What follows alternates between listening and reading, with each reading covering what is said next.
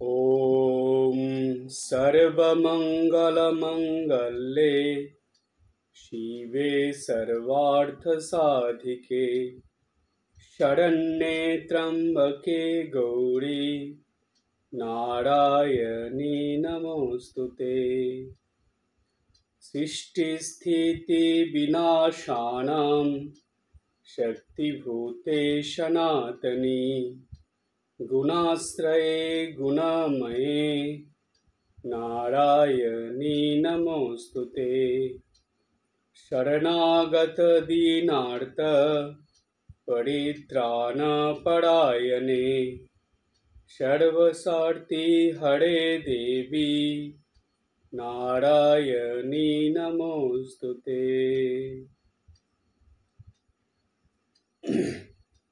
চণ্ডীমা বা দুর্গা মাকে প্রণাম করার এটাই হলো মন্ত্র, অর্থাৎ পরপর তিনটে মন্ত্র আছে।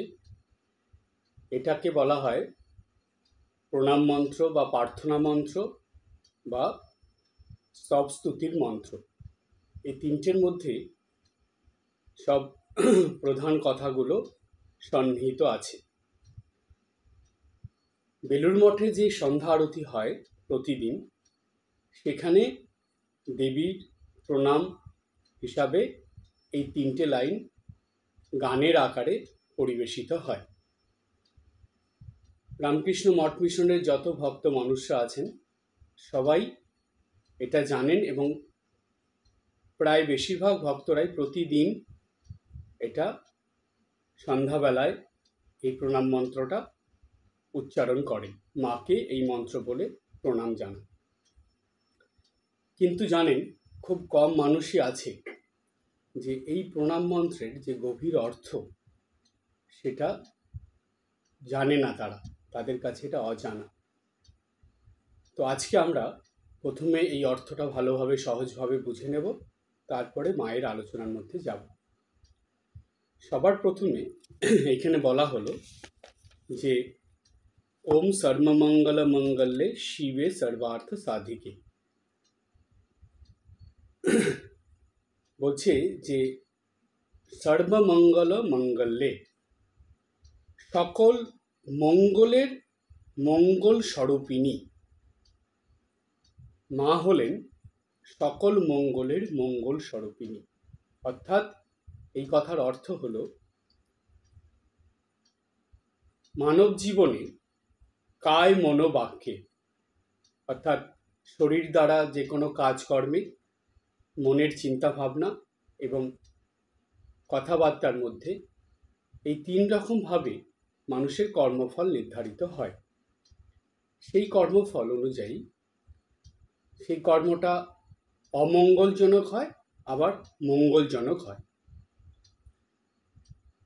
তো অমঙ্গলজনক হলে সেই কর্মের ফল খারাপ হয়, অশুভ হয়, আর মঙ্গলজনক হলে সেই কর্মের ফল ভালো হয়, শুভ হয়। এই যে মঙ্গলজনক যে কর্ম, কাজকর্ম বলুন, চিন্তাভাবনা বলুন, আচার ব্যবহার বলুন, সব কিছুর মধ্যে যে মঙ্গলকর কিছু থাকে, সেগুলোর জননী স্বরূপা যিনি, মানে সেগুলো যার কাছ থেকে সৃষ্টি হয়, যার কাছ থেকে জন্ম হয়, যার কাছ থেকে সেগুলো এই পৃথিবীতে আসে, জননী কাকে বলছে? যে সেই জননী যার কাছ থেকে নতুন কিছু সৃষ্টি হচ্ছে। ঠিক তেমনি এই মঙ্গলটা যেই স্থান থেকে আসছে বা যার কাছ থেকে সৃষ্টি হচ্ছে, তিনি হলেন মঙ্গল স্বরূপিণী জননী। তাই বলা হলো সর্বমঙ্গল মঙ্গলে, সব মঙ্গলের মঙ্গল স্বরূপিণী যিনি। শিবে সর্বার্থ সাধিকে, শিবে মানে যেহেতু শিব পুংলিঙ্গ, স্ত্রীলিঙ্গে শিবে, শিবের অর্ধাঙ্গিনী শিবে, শিবের সর্বার্থ সাধিকে, সর্বসিদ্ধি বিধায়িনী, বিধানকারিণী, সর্বসিদ্ধি। সিদ্ধি মানে হলো যে কোনো কাজে যে সফলতা, যে কোনো কর্মে যে বিজয় লাভ করা, সেগুলো যার কৃপাতে হয়, সেগুলোর জন্য যিনি আমাদেরকে সাহায্য করেন, যার আশীর্বাদে কৃপাতে আমরা যে কোনো কিছুতে, জাগতিক কাজকর্ম বলুন, এমনকি পারমার্থিক বা আধ্যাত্মিক সাধন ভজন যাই বলুন না কেন, আপনি যেটাই করবেন সেটা মঙ্গলজনক হতে হবে এবং তার মধ্যে দিয়ে যে সিদ্ধি লাভ করা, সফলতা লাভ করা, সেটা যার ইচ্ছায় হয় তিনি। সেজন্য বললেন সর্বসিদ্ধি বিধায়িনী যিনি, শিবে সর্বার্থ সাধিকে, শরণ্যে ত্রম্বকে গৌরী নারায়ণী নমস্তেতে। শরণ্যে মানে তুমি সকলের শরণ্যা, অর্থাৎ যেমন ধরুন যখন মায়ের সন্তানরা কি হয়, কোনো বিপদে পড়ে, অসুবিধায় পড়ে, তখন কিন্তু সবার আগে এসে মার কাছে শরণ নেয়। ছোটবেলায় আমরা কি করেছি আপনাদের সবারই মনে আছে। ছোট অবস্থায় যখন কখনো কোনো ভয় লেগেছে, কোনো অসুবিধা হয়েছে, কিছু একটা ভুল হয়ে গেছে, সেই রকম অবস্থায় আমরা কি করেছি, দৌড়ে ছুটে এসেছি মার কাছে, এসে মায়ের শরণ নিয়েছি, মাকে বলেছি, মাই আমাদের সেই ভয়, সেই আতঙ্ক দূর করেছে। তো ঠিক তেমনি এই জগতে জন্মের পর থেকে প্রত্যেকটা মানুষের মধ্যে কিছু না কিছু ভয় থাকে, এবং যেহেতু সে জানে যে সে এমন কিছু কাজ করে ফেলেছে যেগুলো পরিপ্রেক্ষিতে তাকে অনেক শাস্তি পেতে হবে, তার অনেক দুঃখ কষ্ট যন্ত্রণা তার জীবনে আসবে। এটা যখন মানুষ সাধন ভজন করতে করতে, ভালো চিন্তা ভাবনা করতে করতে বুঝতে পারে, তখন কিন্তু তার কারো কাছে শরণ নেওয়ার দরকার হয়। এই যে শরণ নেওয়াটা, এটা সহজ হয় মার কাছে শরণ নিলে, জগৎ জননীর কাছে শরণ নিলে। তাই মা কি করেন, সন্তানকে কখনো ফেরান না। সন্তান ধুলো কাদা মেখে থাকলেও মা সেই ধুলো কাদা ঝেড়ে সন্তানকে কাছে টেনে নেন। তাই শরণ্যে ত্রম্বকে গৌরী, শরণ্যে মানে যার শরণ নিলে, যিনি আমাদেরকে আশ্রয় দেন, যিনি আমাদেরকে অভয় দেন, সেই রকম যিনি, তিনি কেমন বা তিনি কে, তিনি হলেন ত্রম্বকে। ত্রম্বকে মানে তিন নয়নী যিনি, যার তিনটে নয়ন বিশিষ্ট যিনি, ত্রিনয়নী। ত্রম্বকে গৌরী, তিনি গৌরী বলে পরিচিত, সেই নারায়ণীকে আমি নমস্কার করি, বা সেই নারায়ণীকে আমার নমস্কার। তো এইখানে প্রণামের মধ্যে দিয়ে মার কাছে প্রার্থনাও করা হলো এবং মার স্তুতিও করা হলো।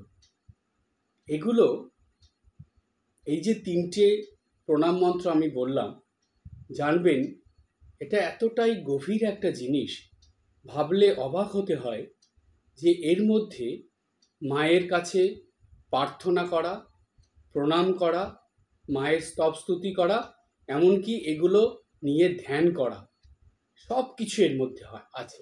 প্রত্যেকটা যা যা বললাম সব কিছু এই তিনটে প্রণাম মন্ত্রের মধ্যে আছে। তার মধ্যে প্রথমটা আমরা আলোচনা করে নিলাম, এবার দ্বিতীয়টায় আসি।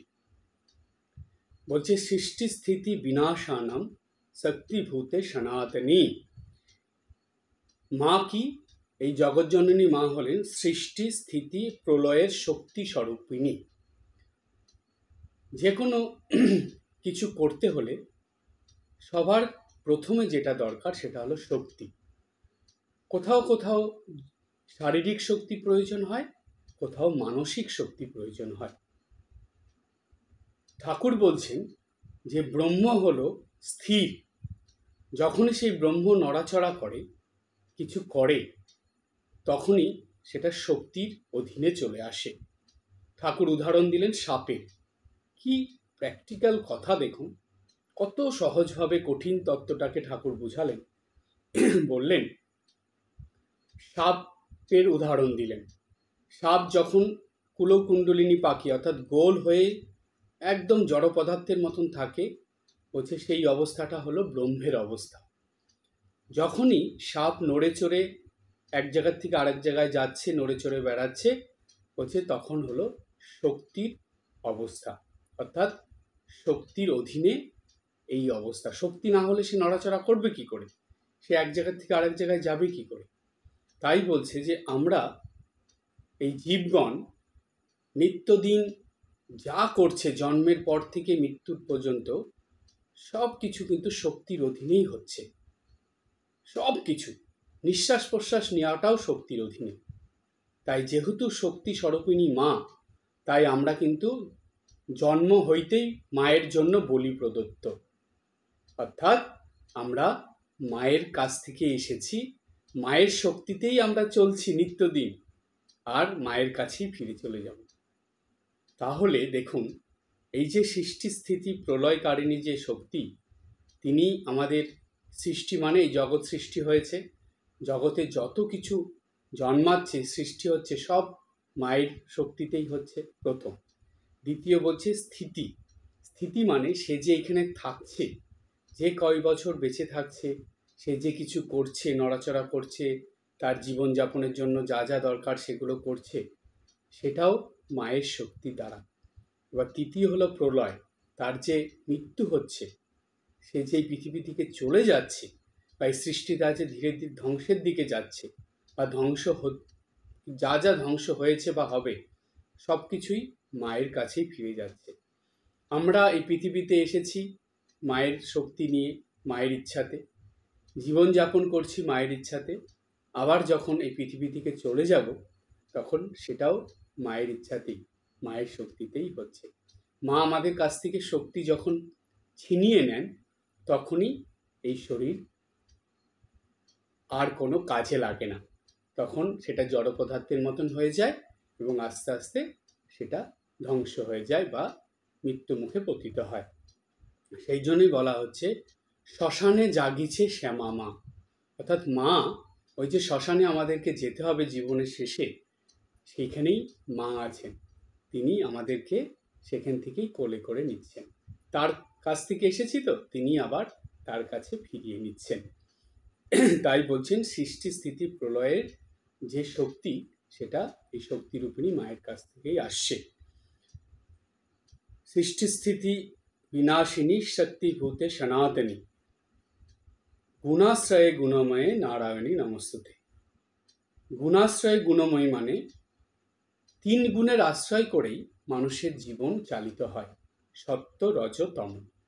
এই তিন গুণ দ্বারা প্রত্যেকটা মানুষের জীবন চালিত হয়। কারো মধ্যে সত্যগুণ বেশি, কারো মধ্যে রজগুণ বেশি, কারো মধ্যে তমগুণ বেশি, কিন্তু এই তিন গুণের বাইরে কিচ্ছু নেই। যা যাই পৃথিবীতে সৃষ্টি হয়েছে সব কিছু এই তিন গুণের মধ্যেই পড়ে, মানুষ থেকে আরম্ভ করে সব কিছু। সেই জন্য বলছে যে এই যে সত্য রজতম তিন গুণ, এই তিন গুণের আধার যিনি, গুণাশ্রয়ে গুণময়ী, এই তিন গুণ যাকে আশ্রয় করে মানুষের জীবনে এসেছে তিনি কে? এই শক্তিরূপিণী মাতা। গুণাশ্রয় গুণময়ী, গুণস্বরূপা, যার এই তিন গুণের স্বরূপিণী যিনি, যার কাছ থেকে এই তিন গুণ সৃষ্টি হয়েছে, তিন গুণ এসেছে, আর যার কাছ থেকে এই তিন গুণ এসে এই সৃষ্টিতে সবার জীবন চালিত করছে, সেই রকম যিনি, সেই যে গুণময়ী নারায়ণী, তাকে আমি নমস্কার করি বা তাকে আমি প্রণাম করি। এটা হলো দ্বিতীয় লাইনটা, যেটা সেই মন্ত্রের অর্থ হলো। এইবার আসবে তৃতীয় লাইনটায় কি বলছে? তৃতীয় লাইনে বলছে যে শরণাগত দীনার্ত পরিত্রাণ পরায়ণে গুণাশ্রয়ে গুণময়ে, শরণাগত দীনার্ত পরিত্রাণ পরায়ণে সর্বস্বার্থী হরে দেবী নারায়ণী নমস্তুতে। বলছে যে শরণাগত দীন ও আর্ত, শরণাগত মানে যারা দেবীর শরণ নিয়েছে, যারা দেবীকে নিত্যদিন স্মরণ করে সকল কিছু করে, যারা দেবীর সন্তান বা ভক্ত বা সেই জগৎজননী মায়ের স্মরণ নিয়ে যারা নিত্যদিনে জীবনযাপন করে, তাদের কথা বলা হচ্ছে যে তাদেরকে বলা হচ্ছে শরণাগত, যারা মায়ের স্মরণ নিয়ে আছে।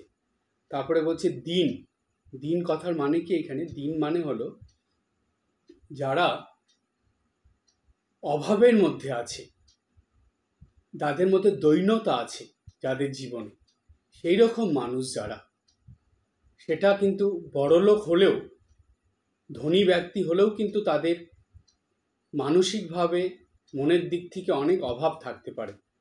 এই দৈন্যতা, এই অভাব শুধু টাকা পয়সা দিয়ে, জাগতিক দিক দিয়ে বিচার করলে হবে না। এই যে শাস্ত্রের আলোচনা, এটা আপনারা একটা নতুন জিনিস জেনে রাখুন। এই শাস্ত্রের ব্যাখ্যা বুঝতে হলে কখনো একদিক দিয়ে চিন্তা করবেন না। বেশিরভাগ মানুষ জাগতিক দিক দিয়েই সব কিছু চিন্তা করে। না, জাগতিক দিক দিয়ে চিন্তা করলে শাস্ত্র ব্যাখ্যা কোনো দিন সম্পূর্ণ বুঝতে পারবেন না। এটা সবসময় জাগতিক এবং আধ্যাত্মিক দুই দিক থেকেই চিন্তা করবে। তাই বলা হচ্ছে যে এই যে দিন মানুষ যারা, যাদের অভাব আছে, দৈন্য আছে, শুধু যে দরিদ্র গরিব মানুষ তাদেরকেই দিন বা অভাবগ্রস্ত বলা হচ্ছে তা নয়। অনেক মানুষ আছে যাদের অনেক ধন সম্পত্তি, অনেক বড় লোক, কিন্তু তারা মনের দিক থেকে দৈন্য, তারা মনের দিক থেকে অভাবগ্রস্ত, তাই তারাও দিন। এরপরে বলছে ও আর্তজনের, আর্ত হলো যারা অসুস্থ হয়ে আছে, যারা অসুবিধার মধ্যে পড়ে আছে, সমস্যার মধ্যে, বিপদের মধ্যে আছে, যাদের জীবন এই সমস্যায়, বিপদে, অসুস্থতায় দুর্বিষহ হয়ে উঠেছে, তারা, সেই রকম মানুষদের পরিত্রাণ যিনি করেন বা পরিত্রাণের জন্য সদাই তৎপর যিনি থাকেন, সেই রকম যিনি দেবী জগৎজননী মা। তারপরে বলছে যে সর্বস্বার্থী হরে দেবী। স্বার্থী মানে হলো দুঃখ কষ্ট, অর্থাৎ তাদের জীবনের মানসিক, শারীরিক, সামাজিক, সাংসারিক, পারিবারিক যে কোনো অবস্থাতে, যে কোনো ক্ষেত্রে তাদের মধ্যে যে দুঃখ কষ্ট যন্ত্রণা থাকে, যে অশান্তি সমস্যা থাকে, সেগুলোকে যিনি হরণ করে নেন, সেগুলোকে যিনি বিনাশ করে মঙ্গলে পরিণত করেন, সেগুলোকে যিনি নষ্ট করে দিয়ে শুভ কর্ম করান, শুভ চিন্তার মধ্যে আনেন, যেই দেবীর ইচ্ছাতে এগুলো সব মুহূর্তের মধ্যে পরিবর্তন হয়ে যায়, সেই যে দেবী, যিনি নারায়ণী, তাকে আমি নমস্কার করি বা প্রণাম করি। এই হলো পরপর তিনটে মন্ত্রের অর্থ, যেই অর্থটাকে নিত্যদিন ধ্যান করতে হয়। শুধু শুনলাম, বুঝলাম, একটুখানি মহারাজ যখন বলছেন তখন চিন্তা করলাম, তাহলে কিন্তু এটা জীবনের কোনো কাজে লাগবে না। এই তিনটে কিন্তু কোনো শ্লোক বা কোনো কথার কথা নয়, এই তিনটে হলো মন্ত্র, যার জন্য স্বামীজি সারা চণ্ডীর মধ্যে থেকে, চণ্ডী গ্রন্থের মধ্যে থেকে এই 6টা লাইনকে বেছে নিলেন দেবী স্তুতির জন্য। নিত্যদিন যাতে সন্ধ্যার সময় এটা করা হয়। এটা যে কি গভীর অর্থ! সাধন ভজন না করলে, এটা নিয়ে চিন্তা ভাবনা না করলে, নিত্যদিন এটার মায়ের চিন্তার মধ্যে একটু ডুবতে না পারলে, কখনো এর অর্থটা বা এর যে শক্তিটা, এর যে গভীরতা, এটার মধ্যে যে আনন্দ, যে শক্তি, সেটা কখনোই আপনার মধ্যে আসবে না। তাই বলা হয় যে এই মন্ত্রগুলো কেমন জানেন? এগুলো হলো চন্দনের মতন, যত ঘষবেন তত সুগন্ধ বেরোবে। তাই এই মন্ত্রগুলো যত ভাববেন, যত ধ্যান করবেন, চিন্তা করবেন, যত নিত্যদিন বলবেন, যত এর অর্থ বুঝে সেইভাবে জীবনযাপন করবেন, যত মায়ের শরণাগত হয়ে থাকবেন, তত এর অর্থ, এর গভীরতা, এর শক্তি, এর মধ্যে যে আনন্দ, সেগুলো আপনার জীবনে ফুটে উঠবে, বিকশিত হবে এবং আপনাকে দৈবী সুখ শান্তি আনন্দে আপনার জীবন ভরিয়ে দেবে। তাই আমি মায়ের এক সন্তান হয়ে আপনাদের কাছে এটা বলবো যে আগামীকাল থেকে নিত্যদিন সন্ধ্যার সময়, সারাদিনে না হোক, সকালবেলা যদি জপ ধ্যানের সময় মায়ের কাছে এই তিনটে মন্ত্র, অর্থাৎ 6টা লাইনের এই মন্ত্রগুলো বলে মাকে প্রণাম করতে পারেন তো খুবই ভালো। যদি সকালে সম্ভব না হয়, সন্ধ্যাবেলায় অবশ্যই করবেন। এবং এই 3টে মন্ত্র নিয়ে যে অর্থগুলো বললাম এগুলো তো খুব ভালো করে শুনলেন, এগুলো ধ্যান করবেন, চিন্তা করবেন, দেখবেন মনের ভাব এত পরিবর্তন হয়ে যাবে যেন মাকে নতুনভাবে চিনতে পারবেন, যেন মার কাছে আপনার যে ভাব সেটা যেন আরও শতগুণ বর্ধিত হয়ে যাবে এবং মাকে আপনার জীবনে আপনার মনে নতুনভাবে পাবেন। সুতরাং এই দুর্গা মা হলেন, চণ্ডী মা হলেন, এরা দুর্গতি নাশিনী দুর্গা, আমাদের জীবনের সব দুর্গতি নাশ করে দেবে। কিন্তু তার জন্য মায়ের নিত্যদিন মাকে প্রণাম করতে হবে, মায়ের কাছে প্রার্থনা করতে হবে, মায়ের স্তব স্তুতি করতে হবে এবং মায়ের ধ্যান করতে হবে। মায়ের কৃপা কি করে পাওয়া যাবে? প্রভু মহারাজ কি বলতেন জানেন? স্বামী বীরেশ্বরানন্দজি মহারাজ বলতেন, কৃপা কথার মানে কি জানো? কৃপা কথার মানে হলো কিছু করে পাওয়া। কিছু করো তবে তো কৃপা পাবে। শুধু ভগবানের কাছে নিত্যদিন আপনারা কান ঝালাপালা করে দেন, মা কৃপা করো, ঠাকুর কৃপা করো, হে প্রভু কৃপা করো। আরে কৃপাটা করবে কি করে করবে? কিছু করলে তবে তো তারা কৃপা করবে, কিছু না করে কি কৃপা করবে? সুতরাং দেখবেন খুব প্র্যাকটিক্যাল একটা জিনিস বুঝবেন, আপনি যদি কাউকে কিছু দেন, সে যদি আপনার মনের মতন কিছু না করে, আপনার মানে মনের ভালো লাগে এরকম যদি কিছু না করে, তাহলে তাকে আপনার কিছু দিতে ইচ্ছা করবে? কখনোই ইচ্ছা করবে না। সুতরাং এই দেবদেবীদের প্রসন্ন না করলে, তাদের জন্য কিছু না করলে কখনোই তাদের কৃপা পাওয়া যায় না। তাই কৃপা কথার অর্থ হলো কিছু করে পাওয়া। তাই নিত্যদিন মায়ের জন্য অন্তত কিছু করুন, দেখবেন মায়ের কৃপা সব থেকে তাড়াতাড়ি পাওয়া যায়। সব থেকে তাড়াতাড়ি আমাদের মানব জীবনে মায়ের আশীর্বাদ কৃপা নেমে আসে।